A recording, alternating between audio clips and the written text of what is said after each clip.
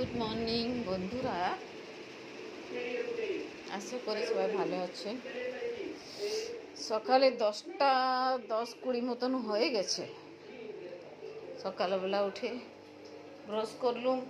রান্নাঘরটা অনেক নোংরা আছে। আমার ঘরে যে কাজ করে দুদিন হলো আসিনি। কর্তা কাজে চলে গেছে, ছেলে ক্লাসে চলে গেছে, আমি রান্না করছি। আজকে আমি দেখুন চিকেন বিরিয়ানি রান্না করছি। চিকেন বিরিয়ানি দেখুন, এটা হলো চিকেন। ওই জন্য আমি ভাতটা করে নিয়েছি।